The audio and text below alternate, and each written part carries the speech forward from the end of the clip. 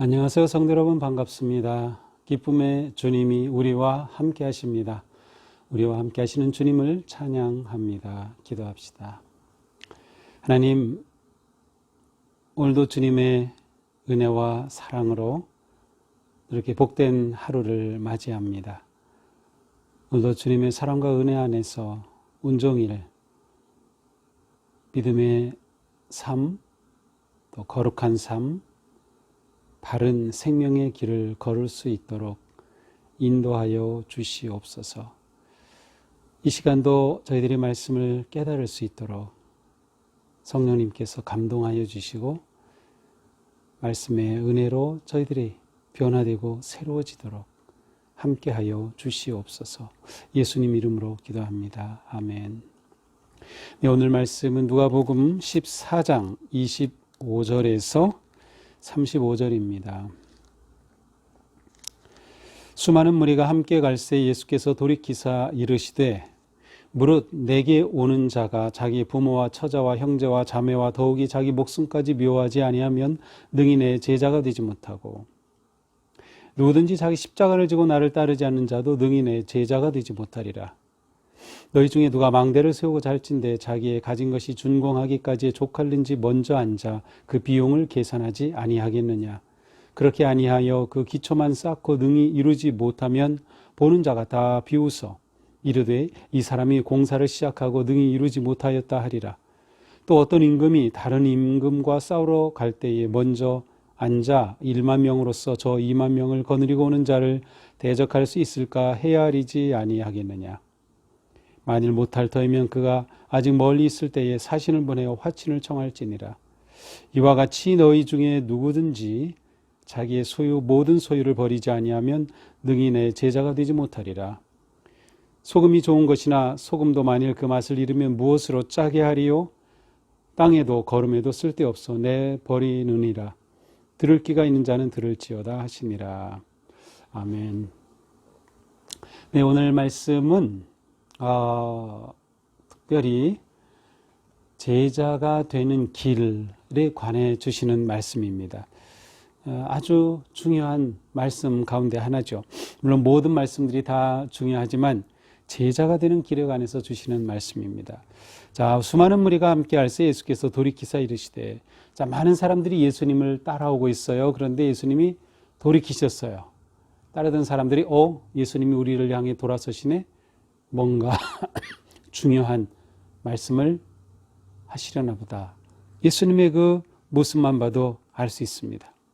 예수님이 말씀하십니다. 무릇 내게 오는 자가 자기 부모와 처자와 형제와 자매와 더욱이 자기 목숨까지 미워하지 아니하면 능히 내 제자가 되지 못하고, 너희들 내 제자가 되려고 따라오느냐? 그런데 제자가 되려면 부모와 처자, 형제, 자매, 더욱이 자기 목숨까지 미워해야 한다. 그러지 않으면 제자가 될 수 없다. 정말 힘든 말씀을 하시네요. 무릇 내게 오는 자가, 그러니까 예수님은 모든 사람을 예수님께로 초청하셔요. 제자로 부르시지만 누구나 아무나 제자가 되는 것은 아닙니다.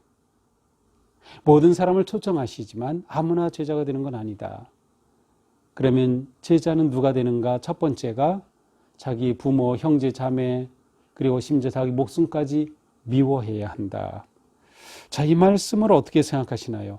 부모를 미워하라고요? 형제, 자매를 미워하라고요? 자기 목숨도 미워하라고요? 여기서 미워한다고 하는 이 단어는 감정의 의미, 우리가 미움하면 어떤 감정이잖아요. 그런데 감정의 의미보다는 어떤 두 가지 중에서 그 중에 선택되지 않은 것에 대한 태도입니다. 그러니까 둘 중에 내가 좋아서 이거를 택했어요. 그러면 택하지 않은 그것에 대한 내 마음과 태도를 미워한다, 이렇게 표현을 합니다. 자, 그러니까 부모, 형제, 자매, 자기 목숨은 예수님과 둘 사이에서 예수님을 택하였기 때문에 그것은 택함 받지 못한 것에 대한 내 태도, 그것이 바로 미움입니다. 자, 그렇다면 이 말씀의 의미는 무엇일까요? 예수님의 제자가 되려고 하는 사람에게는 자신의 인생의 최고의 가치의 우선순위가 분명해야 한다는 것이죠. 예수님을 따름, 예수님을 닮음, 예수님을 따르며 순종함, 예수님 그분과 부모와의 둘을 놓고 비교한다 할 때는 내가 예수님을 선택함으로 인해서 부모는 선택받지 못함. 따라서 그것이 미움이라는 단어로 표현되는 거예요. 그러니까 부모를 정말 미워하라, 형제자매를 미워해라, 목숨을 미워해라가 아니라 나의 삶에서 정말로 중요한 가치의 우선순위가 분명해야 한다. 예수님이 내 인생의 최고의 가치의 우선순위가 되어야 한다. 더 나아가서 예수님은 분명히 내 이웃을 내 몸과 같이 사랑하라 그랬어요. 가장 중요한 이웃이 부모, 가족이죠. 그렇다면 분명히 예수님은 하나님을 사랑하고 가족을 사랑하라고 말씀하신 거예요. 근데 여기서 미워하라, 이것은 예수님을 최상급으로 사랑하라. 가족 사랑 때문에 예수님을 사랑하지 못한다고 하면 그것은 예수님의 제자가 될 자격이 없는 것이라는 의미입니다. 자, 두 번째 제자의 길. 누구든지 자기 십자가를 지고 나를 따르지 않는 자도 능히 내 제자가 되지 못하리라. 두 번째로 예수님의 제자가 되기 위해서는 자기 십자가를 지어야 한다. 십자가를 진다고 하는 것은 예수님이 십자가를 지시죠. 그런데 내가 십자가를 진다는 것은 예수님의 길을 같이 간다는 뜻입니다. 예수님의 십자가를 지신다면 나도 십자가를 지는 거예요. 제자는 스승이 하는 그대로 따라하는 것이 제자입니다. 그러니까 예수님과 그 길을 함께 걷는 것입니다. 십자가의 길을, 고난의 길을, 희생의 길을, 포기의 길을 함께 걷는 자, 그 길을 따르는 자가 제자가 되는 거죠. 그래서 자기를 십자가를 지고 따르지 않는다면 제자가 될 수 없다고 말씀하셔요. 자, 그러면서 두 가지의 이야기를 해주십니다. 하나는 이제 망대를, 높은 벽을 이제 건축하는 사람이 이 건축하기 위해서 재료가 무엇이 들어가고 어떻게 하고 그러려면 비용이 얼마나 들어갈까 하는 것을 계산하지 않겠느냐. 그래서 그것이 충분히 내가 이 집을 지을 수 있겠구나 하고 계산해서 가능할 때 건축을 시작하는 거죠. 이게 그렇지 못하면 부도 나는 거죠. 가끔 보다 보면 이렇게 아주 큰 건물들을 짓다가 그냥 중단된 채로 내버려진 건물들이 많이 있어요. 계산하지 않고 욕심으로 지었기 때문에 그래요. 자, 이렇게 되면 사람들이 다 비웃는다는 거죠. 기초만 쌓고 등이 이루지 못하면 보는 자가 다 비웃는다. 또 만약 어떤 임금이 전쟁이 일어났어요. 그래서 상대방과 전쟁 싸워야 하는데 계산해 보는 겁니다. 상대방은 지금 군사가 2만이고 내가 1만 명이다. 내가 1만 명 가지고 전략으로 싸워서 이길 수 있을까? 만약 이길 수 있다면 전쟁을 일으킬 겁니다. 그러나 분명히 아무리 봐도 이길 길이 없다. 그러면 어떻게 해야 돼요? 상대방의 임금이 오기 전에 미리 사람을 보내 화친해야 되지 않겠느냐. 자, 이것은 예수님의 제자가 되기 위해서는 계산해봐라. 지불할 비용을 생각해보라는 거예요. 예수님을 따르다가 어려움이 오고 고난이 오니까 내가 예수님을 잘못 따랐나 봐. 그게 아니라 예수님을 따른다고 하는 것은 십자가를 져야 한다. 내가 지불해야 할 것이 있다. 내려놓고 내가 버려야 할 것이 있다는 것을 알고 그래. 내가 이 길을 갈 거야 라고 선택하라고 하는 뜻입니다. 제자는 행동하기 전에 생각합니다.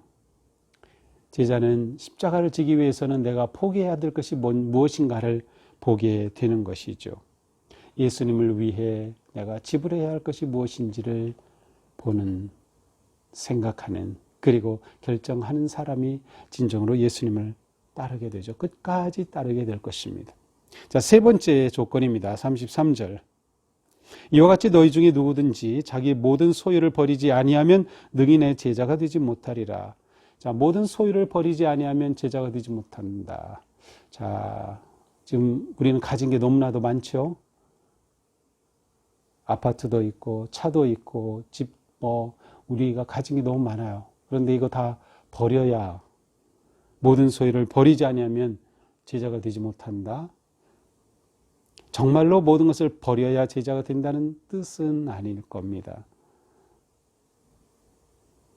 처음에 부모를 미워하지 않으면 안 된다라고 할 때도 진짜로 부모를 미워하라는 것이 아니었던 것처럼 여기서도 마찬가지죠. 이제 문자적으로 보는 것이 아니죠. 그렇다면 이것은 무슨 의미일까요? 이 소유, 재물은 우리 세상에서 가장 큰 파워입니다. 제일 큰 힘이 돈입니다. 그러니까 돈 때문에 사람들이 살고 돈 때문에 사람들이 죽고 돈을 위해서 사는 거예요. 돈이 힘이에요. 돈만 있으면 우리는 정말 뭐든지 할 수 있죠. 그러나 정말로 예수님을 따르려고 하는 사람은 세상의 재물을 의지하지 않고 오직 주님을 의지하는 사람이다. 오직 주님만을 의지하는 사람. 아니면 더 나아가서 내가 가진 이 모든 재물이 내 것이 아니라 하나님의 것이라고 하는 하나님의 소유권을 인정할 때 진정한 제자가 될 수 있다는 거죠. 그러니까 우리가 열심히 일하고 돈을 많이 버는 것, 그것이 나쁜 것은 아니죠. 우리는 열심히 일하고 또 벌 수 있는 한 잘 벌어야 돼요. 그러나 내가 가지고 있는 재물을 내가 의지하는 것이 아니라 하나님을 의지하고 하나님이 이 모든 것의 주인임을 고백하고 그리고 더 나아가서는 가지고 있는 재물을 하나님의 뜻에 따라 사용할 수 있는 거죠. 앞에서 비용을 계산해 보지 않겠느냐.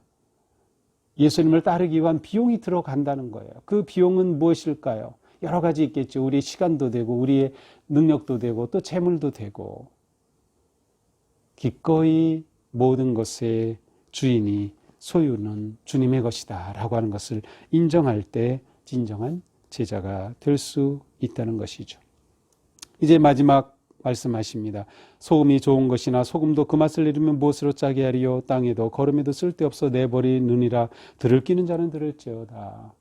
자, 여기서 소금은 제자를 의미합니다. 예수님을 따르는 자. 자, 제자는 아주 좋은 거죠. 소금은 좋은 것이나 맛을 잃으면 무엇으로 짜게. 맛을 잃은 소금은 아무 데도 쓸데없어요. 거름으로도 못 써요. 그냥 길거리에 밟힐 뿐이죠. 결국 예수님의 제자가 된다는 것은 이 세상에서 소금과 같은 존재로 살아가는 것이다. 소금과 같이 된다는 것은 오직 예수님께 최고의 가치를 두는 것이죠.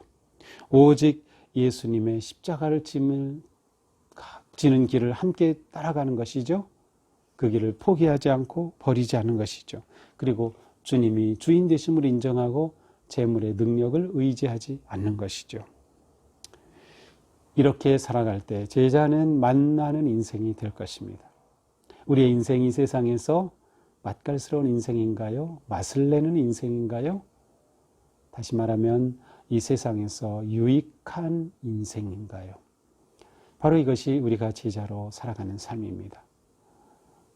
예수님을 믿고 의지하고 따른다는 것, 제자가 된다는 것, 그것은 이 세상에서 유익한 존재가 되고 소금 같은 존재가 되는 것이다.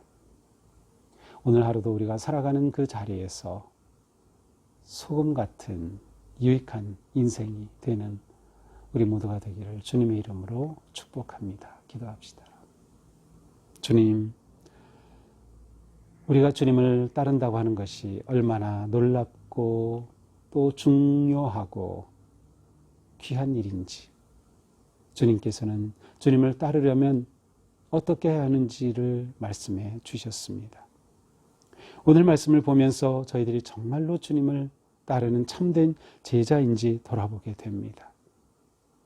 저희들이 주님의 말씀처럼 오직 주님만을 의지하고 주님을 최상급으로 여겨 최고의 가치의 우선순위가 주님이 되게 하시고 주님이 걸어가신 십자가의 길을 기꺼이 걷게 하여 주시며 우리가 진정으로 이 세상에서 모든 것의 주인이 하나님이심을 인정하고 세상의 온갖 힘, 재물의 힘을 의지하지 않는 세상에서 만나는 인생, 유익한 인생, 거룩한 인생으로 살아가도록 저희들을 인도하여 주시옵소서. 예수님 이름으로 기도합니다. 아멘.